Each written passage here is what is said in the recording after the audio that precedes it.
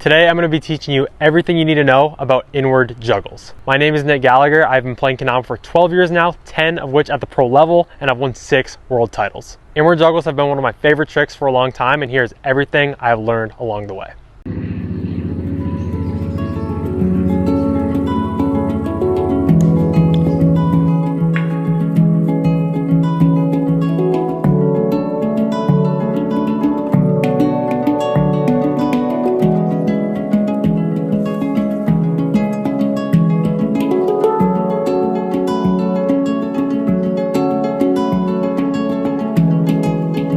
One prerequisite I recommend before diving in is mastering the regular juggle first. The regular juggle, of course, looks something like this. This is great to master before the inward juggle because inwards are a lot harder, require a lot more technique. Once you are able to string 10 juggles in a row, at least 4 times out of 10, you are ready to move on to inward juggles. Step 1 is finding the perfect setup. The first thing to consider is the string length. This is one of the most important factors when it comes to juggling tricks. I recommend playing with a 7 to 10 finger string when you're trying to learn inward juggles. This is going to make everything a little bit easier and give you a little more room for error when you're first starting out. Another thing I would recommend is having the Ken and Tama within 7 grams each of each other. This is not a staple. People can do juggles on any Kendama, but especially when you're starting out and doing inward juggles for the first time, using a weight match setup, using one that is within 7 grams of each other is going to help you get that little bit of an edge where you're trying to complete this trick. Another tip I have about the Ken here is making sure you don't have a long spike, something that is going to mess you up when you're trying to flip the Ken in midair. What I'm using here is relatively normal. It's more on the shorter side, if anything. And for juggles, this is perfect because once you're flipping the Ken a lot, like so, you don't want your hand getting caught by the spike. You don't want it getting caught like this and messing up your juggle flow. All you want to be focusing on is catching the handle like so. Finally, make sure you're playing a Kendama that is not too blocky. You want a base cup that is very easy to grab. Right here, I'm using the Element by Lotus Kendamas. This one has a nice swoop and is overall not a super big Kendama. It's not too wide. It's actually really nice for juggles. So I recommend this one when trying to practice this trick.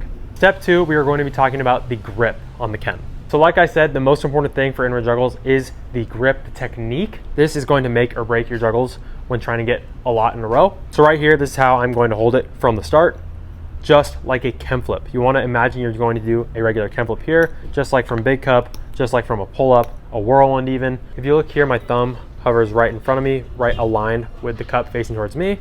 The index, middle, and ring are wrapping around the Ken on the other side.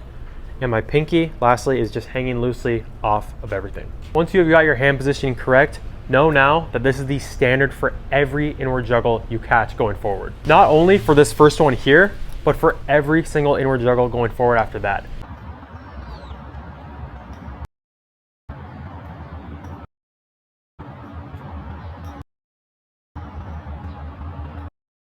This trick is super difficult to perform at a high level if every single catch is not around this area, around the base cup here. So going forward, really make a conscious effort to catch every single one down by the bottom, down by the base cup, wrapping around the handle stall.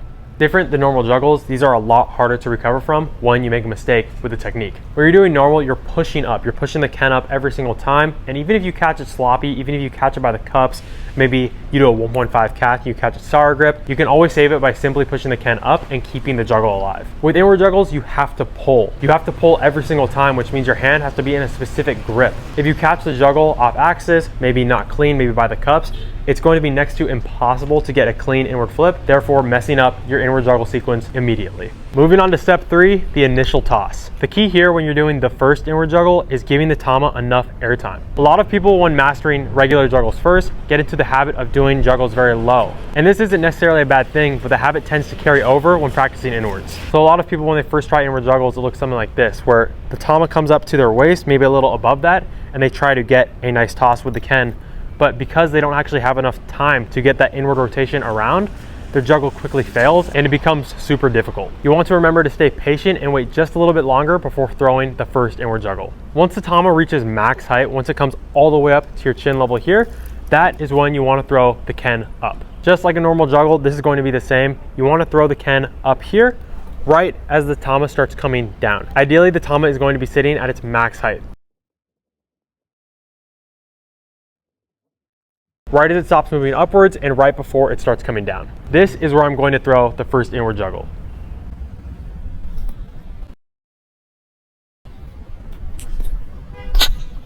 Pulling up the tama this high gives you a lot more room and a little bit more time to work with when performing the inward juggle. Like I said, inward juggle is a lot about technique, and you're going to need to master this rhythm in order to go from single juggles, double juggles, triple juggles, all the way up to 10. Finally, you want to get into the habit of throwing the ken up just a little bit higher as well. I see some people make the mistake sometimes of pulling the tama up high enough, but also just dropping their ken a little bit too quickly. This is a very basic tip, but when you're throwing the ken upwards, make sure it goes up and past the tama.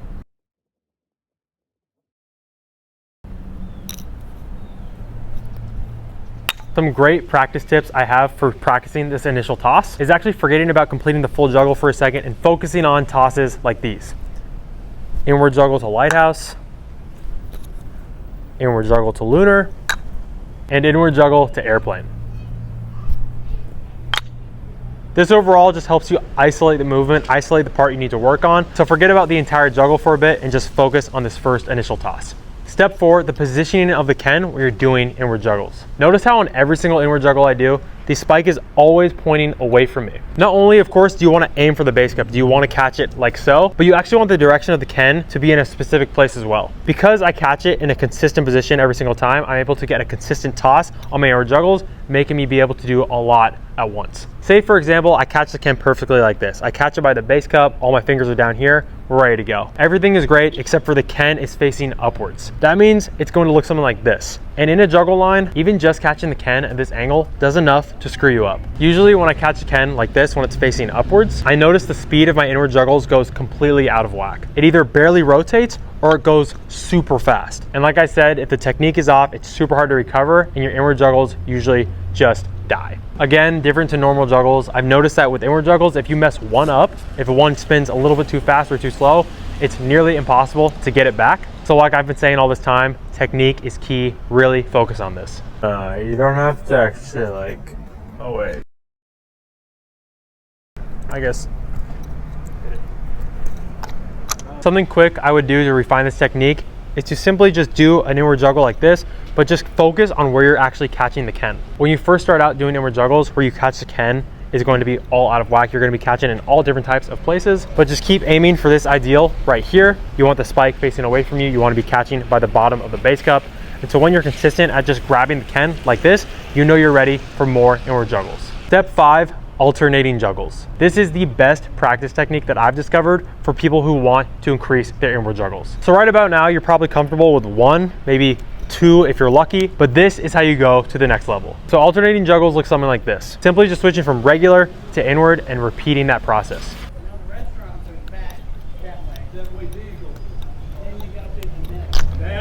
By now, since you're practicing inward juggles currently, I know that you've become proficient at regular juggles and you don't really have to think when you do them. So the trick to getting better at alternating juggles goes like this. The more normal juggles you add, the easier it is.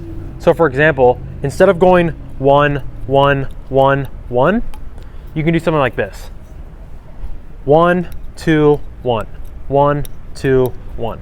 And it can get even easier if you go up to 3, or it can get more difficult when you go back down. Once you can perform 3 to 5 sets of whatever cycle pattern you're doing currently, that's when you're ready for the next one. Finally, step 6, multiple inward juggles. The main key point here is keeping all of your juggles in a box. You want a consistent height of your ken and your tama the entire time. A lot of us are used to saving juggles, going all over the place because we can. It's something we've been doing for a long time. Normal juggles are a lot easier to control. They're a lot easier to recover, like I've been saying. But once again, inward juggles are all about the technique. So not only does your grip have to be consistent, not only the timing of your juggles have to be consistent, but the actual space at which you're throwing them has to be consistent as well. One thing I want to also mention when doing multiple inward juggles is to not worry too much about your knees. For a lot of tricks in Kendama, knees really make a huge difference and make things easier. But for consistent inward juggles like this, especially when you're trying to practice keeping all of it at a consistent height, you'll notice that you actually don't really need to use your knees that much. For me, the box that I personally like to work with is between my chest and my head. So once again, my ken and tama are relatively staying at this height, and this makes it super easy for me to control and get up to high multiple inward juggles. Up next are some simple progressions you can use to improve your inward juggles no matter what level you're at. Wait, why aren't you trying?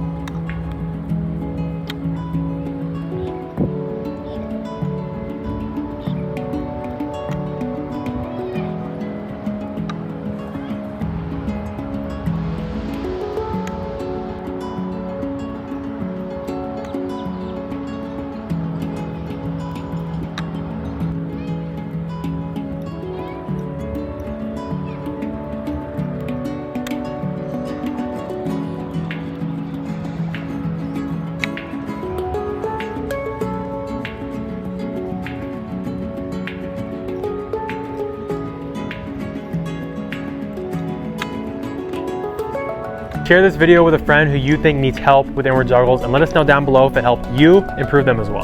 See you guys in the next one.